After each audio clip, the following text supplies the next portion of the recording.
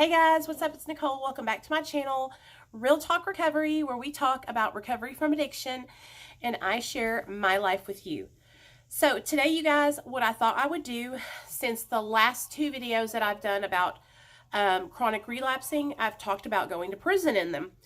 And I don't think I've sat down and explained to all my new subscribers why I went to prison. So this is going to be the video where I sit down and I explain exactly why I went to prison, how, when, where, why, all that. But before I start out with that, if you don't mind, could you just take 1 second and give this video a thumbs up? Comment down below and let me know, have you been to prison? Have you been to jail? If you haven't been incarcerated, is there something that has happened to you as a result of your addiction? Share with me down below. I would love to hear you guys' experiences. Also, subscribe to my channel if you haven't already. I really do make a lot of videos. I do story times. I do interactive live streams where we do live stream meetings and support groups. You can catch me every Monday, Wednesday, and Friday at 7 p.m. Central Standard Time, no matter what, and we will be having live streams always Monday, Wednesday, and Friday at 7. And one last thing, if you want to be notified every time I upload, please go down below, click the bell, and when you click the bell, highlight all. So that way, when I go live or when I post a video, it will notify you, because YouTube likes to hustle me. So set your notifications so that way you know when your girl's going live, okay? All right. Okay, so let's get into it. So this is the story of why I went to prison. Now, I'm going to take, Nate, will you lower that? I'm going to take you guys back just about a year, so that way I can explain to you why I went to prison, what charges I got. So this was probably about 2006 or 7, I think. Me and LD had broken up, all right? I had lost my job working at the revenue office, okay? And I had just started injecting methamphetamine. I was really, really strung out, you guys. I was living with a guy named Nate, and we had went to high school together, and well, actually grade school and high school. And so I'd known him all my life, and he had went down the wrong path, and he was manufacturing methamphetamine. And I lived there, and I would shuck matches, and he would give me free dope for helping out. He would give me free dope for giving him rides places. He would give me free dope for just keeping the house clean and helping answer the door, because what would happen is he would get spooked really easy. He would stay up for he would stay up for days. And then he would be cooking, and so he would be real spooked. So I would always answer the door and handle any transactions and stuff, like accepting money and all that kind of stuff, because he was just real weird. So I was trying to help out. Well, now that I look back on it, shoot, if we had gotten busted, I would have been going down. So one night I had been at his house, and I'd probably been up for like 7 days, y'all. And I decided I was going to take some Oxycontin, and then I decided that I was going to trip acid. Some guy showed up, and he had sweet tarts with the acid on them. And so I took 1.5 of those sweet tarts, and I tripped acid in the Walmart. And I was so afraid, you guys. This trip, I didn't think it was ever going to end.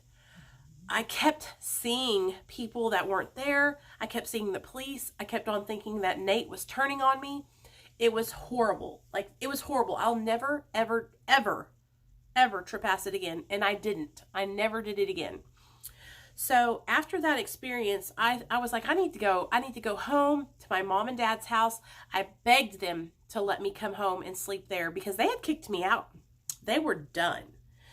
And I went home, and I slept for like 2 or 3 days, and I was back out on the streets again.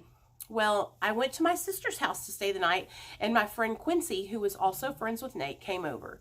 Now, Quincy had a pacemaker, so we called him Pacemaker Quincy. He was a black guy, one of the only black guys I knew that shot meth. And so he stayed the night with me over at my sister's house, and we stayed up all night long. Well, then we went over to Nate's house to pick some dope up and drive it over to my friend Angela's house. aka the Terry twins. Now, you guys haven't heard of the Terry twins before. You're going to hear about them now. These girls were confidential informants. We all knew they were, and we still hung out with them. They would turn people in like on a dime, and then they would come around and everybody would be cool with it because they were drug addicts. And what they would do was the police would pay them to do 3 confirmed buys. Well, I just never thought that they would set me up. Boy, was I wrong. Me and Quincy went out to their house to bring them some dope, got high with them, and then we were leaving their house. And as we were pulling out of the driveway, it didn't even cross my mind. I was just like, let's go to the next place. Let's go back to Nate's house and re-up. And we were pulling out the driveway, and we probably got about 2 feet down the road, and our whole car was surrounded with cop cars and detect cars. I'm talking like probably, I think it was 3 marked vehicles, 3 marked police cars, and 2 of those big black SUVs. And I remember they threw Quincy out of my car while the car was still driving. I was scared for my life. And I was in the passenger seat. They said, get on the ground, get on the ground. So I was spread eagle on the ground as they were patting me down. I ended up getting busted with a syringe full of methamphetamine in my purse and a hookah bong in my trunk, some marijuana, and some other paraphernalia for smoking methamphetamine. So I had about 2 or 3 misdemeanor charges and 1 felony possession of a controlled substance, which was the methamphetamine.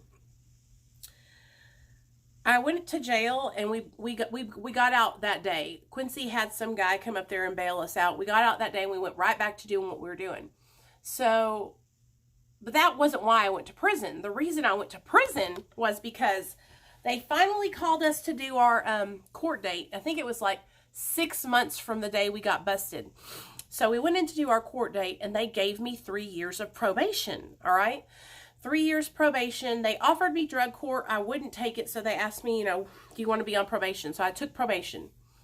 You guys, I didn't know how to stay sober.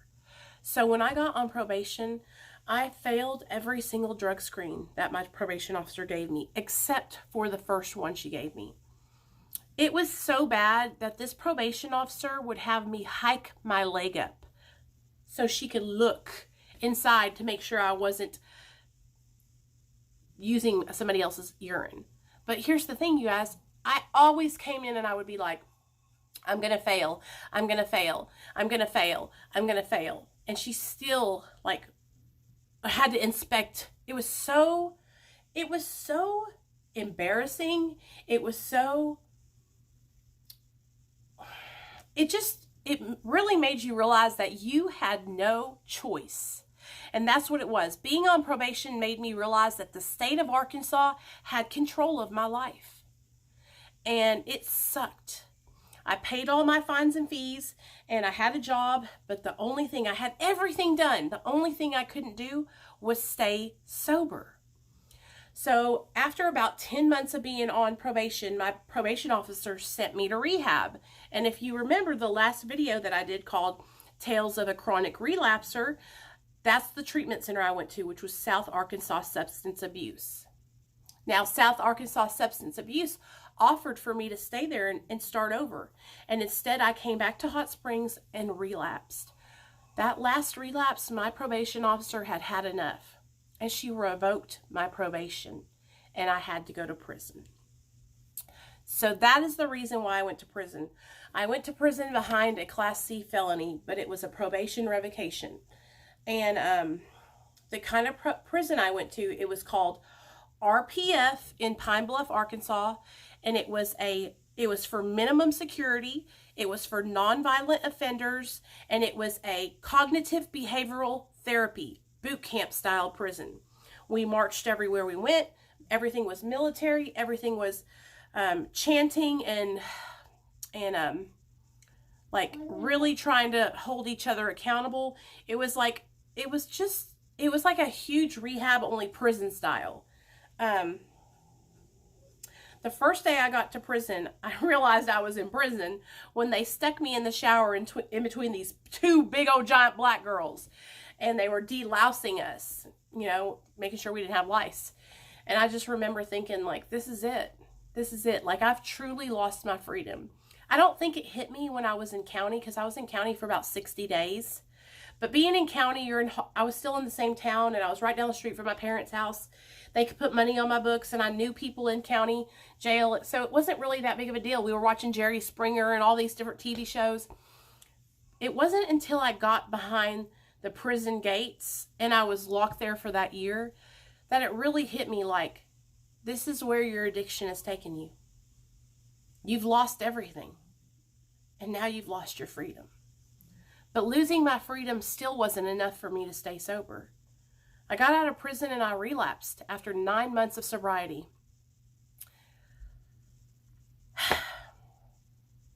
So that's going to be the next story time. I'm going to tell you guys all about what happened when I got out of prison and why I think I relapsed. And we're going to break down that whole entire relapse. But I'm not a kingpin. I'm not some big drug dealer. I'm not a badass. I was a sick person. I was an active addict. And I did things in my active addiction that I'm not proud of. I wasn't running drugs. I wasn't hustling at all these people. I was hustling to get by, to get me high. I was trying to make my habit, and I'm not proud of that. I don't want any of you guys have to go down that same road, and I don't want you to have to lose your freedom. It's really, really important that if you're struggling with the disease of addiction right now, that you reach out for help. Comment down below if you're struggling. Let me know, and I will call you. Text me at 501-991-5149. You can text me anytime you're ready. So, I love you guys. I just wanted to share that story with you guys. And welcome to all my new subscribers. We're literally like 10 people away from 2,800. So thank you so much for each and every one of you who has joined the Real Talk Recovery family. Every time I look at the subscriber count, I can't even believe that you guys are here to listen and to hang out with me. And so it just really means so much to me. So don't get me crying now. I love you guys, and I'll see you guys tomorrow for our Christmas Eve extravaganza.